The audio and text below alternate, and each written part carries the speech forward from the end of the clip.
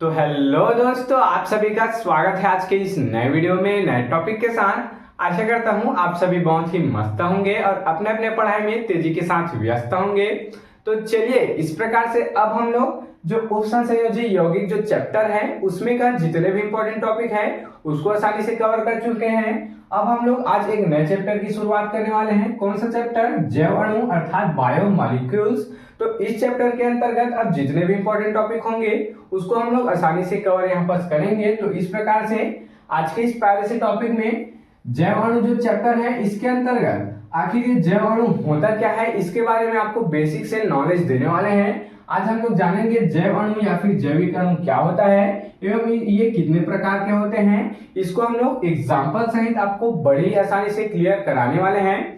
तो आप इस वीडियो में अंत तक जरूर से बने रहिएगा क्योंकि जो क्लास है जैव अणु का थोड़ा बेसिक होने वाला है। चलिए बिना किसी समय गवाए इसको समझ लेते हैं। तो ये जो इसे जैव अणु बोल रहे चाहे इसे जैविक अणु बोल रहे बात एक ही है। तो यहाँ पर जो दो लाइन में आपको डिफिनेशन दिख रहा है इसको समझने से पहले एक बार हम लोग ऐसे ही समझने का प्रयास करेंगे। देख सकते हैं जैव अणु कितने शब्दों से मिलकर बना है? दो। पहला जैव, दूसरा क्या? अणु। जैव का अर्थात किससे है? जीवों से है। जैव का मतलब किससे है? जीवों से है। अणु अर्थात क्या हो गया? जीवों में पाए जाने वाला अणु। जैव अणु का मतलब क्या हो गया? जीवों में पाया जाने वाला अणु। आप ऐसे इसको याद रख सकते हैं। चलिए इसको समझने का प्रयास करते हैं। अब कोई भी जीव होता है, कोई भी जीव होता है या फिर कोई भी मान लेते हैं मनुष्य होता है, कोई भी क्या होता है? जीव होता है या फिर कोई भी यहाँ पर मनुष्य है।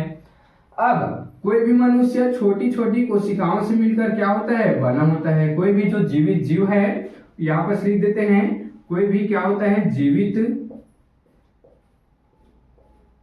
जीव होता है वह किससे मिलकर बना होता है? छोटी छोटी कोशिकाओं से मिलकर बना होता है। तथा इसमें क्या पाए जाते हैं? जीवित जीव में रासायनिक अणु पाए जाते हैं।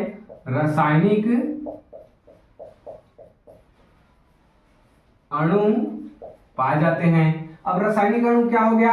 कोई भी कार्बन हो गया, नाइट्रोजन हो गया, ये सब क्या होते हैं? रासायनिक अणु होते हैं। तो कोई भी जीवित जीव में पाए जाने वाले रासायनिक अणु को ही क्या कहते हैं? जैव अणु कहते हैं। देख सकते हैं सिंपल से अगर इसका परिभाषा को समझें तो कोई भी जो जीव होता है वह छोटी छोटी कोशिकाओं से मिलकर बना होता है।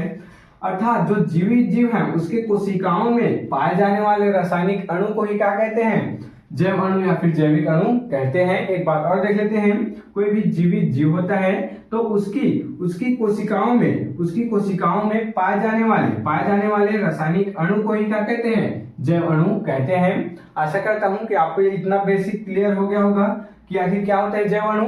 कोई भी जीवों के कोशिकाओं में पाए जाने वाले रासायनिक अणु को ही क्या कहते हैं? जैविक अणु कहते हैं। चलिए इसी को अब हम लोग यहाँ पर जो डिफिनेशन लिखा है इसके माध्यम से समझने का प्रयास करेंगे। तो जीवधारियों की शारीरिक रचना में प्रयुक्त कार्बनिक तथा अकार्बनिक अणुओं को जैविक अणु कहते हैं। अब यहाँ पर हम लोग दूसरा समझे, यहाँ पर क्या बोल दिया गया इसको चलिए समझने का प्रयास करेंगे।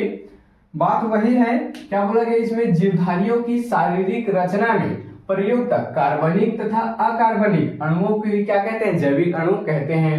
अब कार्बनिक और अकार्बनिक अणु क्या क्या हो गया? कार्बनिक अणु में हो जाएगा यहाँ पर प्रोटीन। कार्बनिक अणु में क्या हो जाएगा? यहाँ पर प्रोटीन आ जाता है। देख सकते हैं हम लोग प्रोटीन को कार्बनिक अणु मान सकते हैं जो कि 10 से 15% क्या होता है? हमारे शरीर में उपस्थित होता है। उसके बाद अकार्बनिक पदार्थ हम लोग जल को मान सकते हैं जो कि 80 से 90% हमारे शरीर में उपस्थित होता है।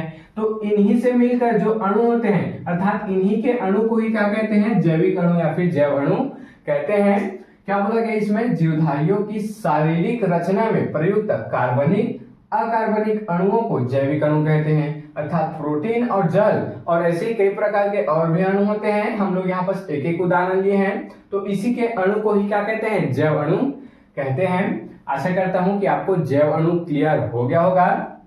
सिंपल से आपको याद रखने के लिए यही याद रखना है कि जीवों में पाए जाने वाले रासायनिक अणु को ही, या फिर आप इसमें और ऐड कर दीजिएगा कि जीवों के क्या बोला गया यहाँ पर? जीवों में पाए जाने वाले रासायनिक अणु को ही, जिसमें कार्बनिक और अकार्बनिक दोनों ही क्या होते हैं? अणु शामिल होते हैं, उसी को ही क्या कहते हैं? जैव अणु कहते हैं। आशा करता हूं आपको क्लियर हो गया होगा।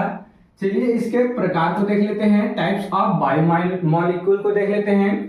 सबसे पहले सूक्ष्म जैव अणु, दूसरा क्या है वृहद जैव अणु। अब सूक्ष्म अर्थात सूक्ष्म का तात्पर्य क्या है, छोटा से है। वृहद अर्थात क्या है, बड़ा से है, अर्थात किसी भी चीज का बड़ा, कोई भी चीज अगर बड़ा आकार का होता है उसे वृहद कहते हैं। सूक्ष्म किसे कहते हैं, कोई भी आकार छोटा होता है उसे सूक्ष्म कहते हैं। चलिए इसको समझने का प्रयास करते हैं। सूक्ष्म जैव अणु आखिर होता क्या है, तो कम अणुभार व सरल संरचना वाले अणु होते हैं जो कि जल व अम्लीय माध्यम में क्या होते हैं, घुलनशील होते हैं। देख सकते हैं इसका जो पहला प्रकार है जैव अणु का, वह सूक्ष्म जैव अणु है जो कि कम अणुभार अर्थात इसका जो अणु का भार होता है कम होता है क्योंकि इसका जो आकार है छोटा होता है, वह सरल संरचना वाले अणु होते हैं तथा इसको जल और अम्लीय माध्यम में क्या कर सकते हैं, घोला जा सकता है, अर्थात ये घुलनशील होते हैं। इसके एग्जाम्पल में यहाँ पर देख सकते हैं अमीनो अम्ल हो गया, अमीनो एसिड हो गया, यहाँ पर वसा अम्ल हो गया, तीसरे यहाँ पर सरल शर्करा हो गया, देख सकते हैं यहाँ पर सिंपल शुगर हो गया। तो ये इसके क्या है, यहाँ पर प्रकार है, ये इसके क्या है, यहाँ पर एग्जाम्पल है। चलिए दूसरा प्रकार देख लेते हैं। दूसरा क्या है वृहद जैव अणु। पहला क्या था सूक्ष्म जैव अणु, दूसरा क्या है वृहद जैव अणु। तो इसको देख लेते हैं। उच्च अणुभार व बड़े आकार के होते हैं। ये क्या था, कम अणुभार और सरल आकार के होते थे, जबकि जो वृहद जैव अणु है वो उच्च भार व बड़े आकार के होते हैं। सूक्ष्म जैव अणुओं के बहुलीकरण से बनते हैं। अब यहाँ पर शब्द आया कि सूक्ष्म जैव अणुओं के बहुलीकरण से बनते हैं। ये क्या होता है, ये देख सकते हैं सूक्ष्म जैव अणु है।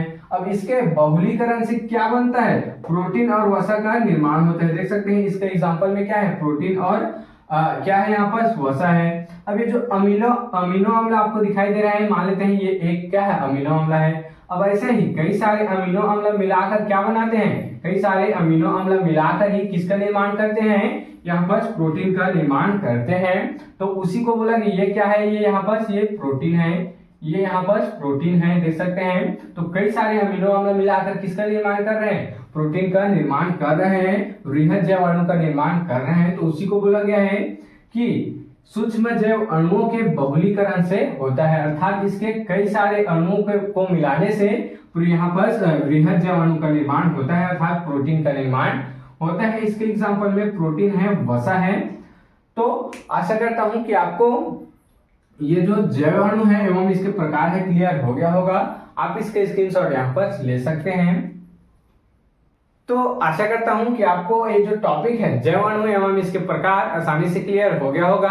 अगर आपको जो टॉपिक है समझ में आया होगा तो मेरे चैनल को जल्दी से सब्सक्राइब करके बेल वाले आइकन को दबाकर प्रेस कर लीजिएगा, ताकि आपको मेरी ऐसी अच्छे इंफॉर्मेटिव वीडियो और अच्छे इंपॉर्टेंट वीडियो की नोटिफिकेशन सबसे पहले आप तक ही पहुंचती रहे और आप क्लास 12 केमिस्ट्री की तैयारी अच्छे इंपॉर्टेंट टॉपिक के साथ कर पाए। तो चलिए फिर मिलते हैं किसी नेक्स्ट वीडियो में नए टॉपिक के साथ। तब तक के लिए जय हिंद, जय भारत।